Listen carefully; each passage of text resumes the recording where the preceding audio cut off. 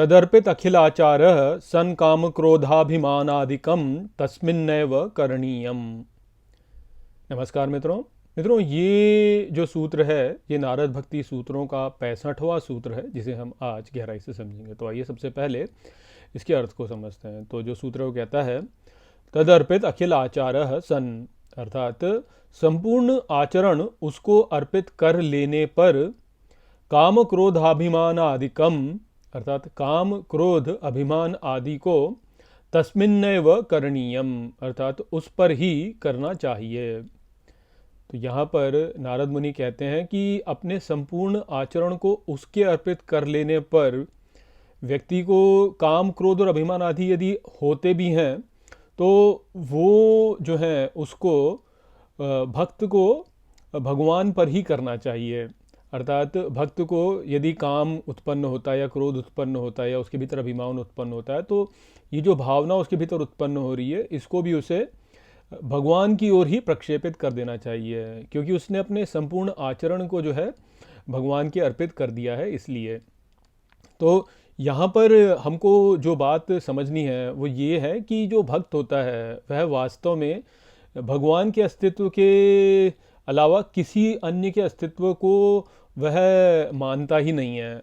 अर्थात वो किसी व्यक्ति को यदि देखता है तो वह ये नहीं देखता कि वह व्यक्ति है, वह वहाँ पर भी भगवान को देखता है। तो यदि उसे किसी व्यक्ति पर क्रोध आता है तो वह उस व्यक्ति के अस्तित्व को तो नकार देता है और भगवान की ओर जो है वह उसे प्रक्षेपित कर देता है। कि मान लीजिए किसी ने आपके जो है एक डंडा मार दिया, तो वो ये नहीं बोलेगा कि इस आदमी ने या इस व्यक्ति ने मेरे को डंडा मारा, वो बोलेगा कि भगवान ने मेरे को डंडा मारा। तो वो इस प्रकार का भाव अपने लिए रखेगा। तो क्योंकि वो इस प्रकार का भाव रखता है तो इसलिए उसकी सभी भावनाएं जो होती हैं वह भगवान की ओर ही प्रक्षेपित होती हैं।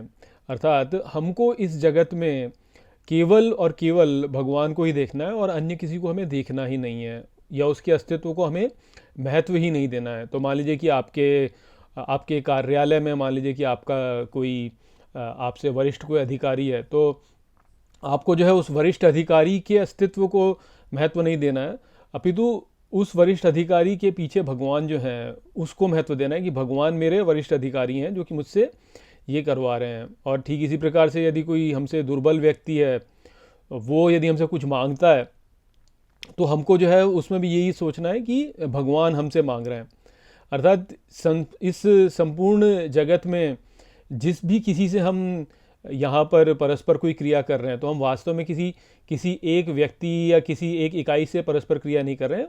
हमको ये देखना है कि हम भगवान के साथ ही परस्पर क्रिया कर रहे हैं। सभी यहाँ पे जो भी कुछ हैं वो सभी वास्तव में जो है भगवान है। इस प्रकार का दृष्टिकोण जो होता है वो भक्त का होता है। और यदि उसका यह दृष्टिकोण होगा तो उसके मन में जो भी कोई भाव उत्पन्न हो रहा है वह भाव वास्तव में भगवान के प्रति ही उत्पन्न हो रहा है। इस प्रकार का भाव रखना है। तो पृथकता देखना जो है वह ही वास्तव में समस्या उत्पन्न करने वाला है। क्योंकि पृथकता जब हम देखते हैं तो वह पृथकता जो है वह जगत की पृथकता है, और जगत को क्योंकि हम देख रहे हैं और जगत जो है वह स्थिर नहीं है, वह परिवर्तनशील है। आज ऐसा है तो अगले क्षण कल किसी और प्रकार से होगा। नित्य प्रति क्षण जो है संसार परिवर्तित हो जाता है। तो संसार को यदि हम इस प्रकार से स्थिर मान करके उसके अस्तित्व को हम यदि महत्व देते हैं तो हम वास्तव में जो है अस्थिर को महत्व दे रहे हैं। और जब हम अस्थिर को महत्व देंगे तो उससे जो है हमारे को समस्या उत्पन्न होगी, क्योंकि द्वैत का भाव हो जाएगा और कुछ भी निश्चित नहीं रहेगा। कोई भी ऐसा स्थिर हमारे लिए कोई एक आधार नहीं रहेगा जिस पर कि हम खड़े हो सकें। कुछ भी जो है कभी भी परिवर्तित हो सकता है। आपका घर जो है वो कभी भी ढह सकता है, आपका राष्ट्र जो उस पर कभी भी कोई भी संकट आ सकता है। तो इन सब का अवलंब ना लेकर के, इन सब का सहारा ना लेकर के केवल ईश्वर का सहारा लेना जो है वह ही भक्त का कार्य है। क्योंकि सभी के पीछे वह एक अपरिवर्तनशील सत अवस्थित है जो कि कभी परिवर्तित नहीं होता है और जो कि स्थिर है, जिसका कि अवलंब लिया जा सकता है, जिसका सहारा लिया जा सकता है। तो उसको देखना जो है वह भक्त का कार्य है। और वो यदि उसको देखता है तो जो अपने भीतर जो भी संकल्प विकल्प उत्पन्न हो रहे हैं उनको उसी की ओर प्रक्षेपित कर देना चाहिए। यदि भक्त जो है वह सभी में भगवान को देखने लगे और अपनी क्रिया को इसी अनुसार करे तो भगवान जो है वह उसके लिए प्रकट हो जाएंगे और भगवान क्योंकि हमारे मित्र हैं, सबसे परम सुहृद हैं, वह हमारे सबसे प्रिय हैं हमारे, तो इसलिए वह हमारा उद्धार भी कर देंगे। तो यदि कोई बुरे विकल्प भी हमारे भीतर उत्पन्न हो रहे हैं, किंतु यदि हम उसको भी भगवान की ओर ही प्रक्षेपित करें, तो भगवान जो है वह धीरे धीरे हमारे उन सभी सभी जो हमारे भीतर जो भी बुराइयां हैं उनको स्वयं साफ कर देंगे और हमें जो है शुद्ध बना देंगे। तो इसलिए ये बहुत ही महत्वपूर्ण है भक्ति में हमारे लिए कि हम इस बात का विचार ना करें कि अरे मेरे भीतर क्रोध कैसे उत्पन्न हो गया, अरे मेरे भीतर कामना कैसे उत्पन्न हो गई, इस प्रकार का भाव नहीं करना। क्योंकि ये यदि हम करेंगे तो हम क्या कर रहे हैं फिर, कि हम वास्तव में अपनी शक्ति लगा रहे हैं, और यदि हम अपनी शक्ति लगा रहे हैं तो हमने अपना कार्य जो है वह ईश्वर को अर्पित कहाँ किया।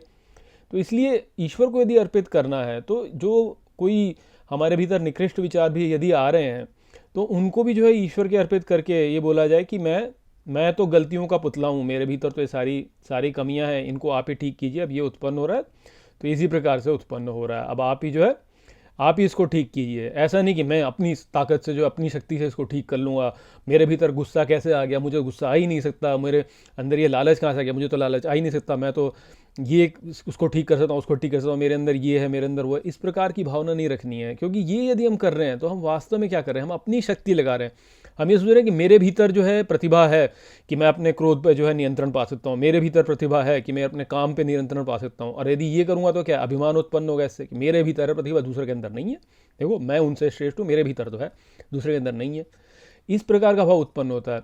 इससे बचने का जो उपाय है वो यह ही है कि व्यक्ति इसको भी जो है, ये जब कामना और क्रोध जो भी ये उत्पन्न हो रहा है, इसको भी इस प्रकार से माने कि ये भी दिव्य लीला का ही भाग है, और भगवान से जो है प्रार्थना करे कि मेरे भीतर ये उत्पन्न ना हो, आप ऐसी स्थिति उत्पन्न कीजिए कि मेरे भीतर ये उत्पन्न ना हो। तो तब जो है आप ईश्वर के अर्पित हुए। तो ये ही करने से जो है वास्तव में ये आपका पिंड छोड़ेंगे, अन्यथा ये नहीं छोड़ने वाले हैं आपका पिंड। आप बोले कि अपनी शक्ति से मैं कर लूँगा, तो नहीं, उससे अभिमान उत्पन्न होगा, अभिमान उत्पन्न होने से फिर ये काम क्रोध तो रहेंगे ही रहेंगे। अभिमान है तो काम क्रोध भी हैं, अभिमान चला जाए तो काम क्रोध भी चले जाएंगे। और वो कैसे जाएंगे, वो इसी प्रकार से जाएंगे कि व्यक्ति बोले कि मेरे भीतर तो कोई शक्ति है ही नहीं, मेरा तो कोई अस्तित्व ही नहीं है वास्तव में, मैं है ही नहीं वास्तव में, केवल ईश्वर ही ईश्वर है और ईश्वर ही सबका नियंता है।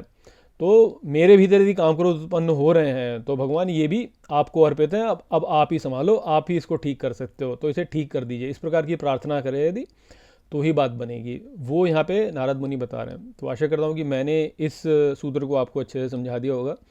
चलिए इसी के साथ इस वीडियो को हम यहीं पे समाप्त करते हैं। नमस्ते।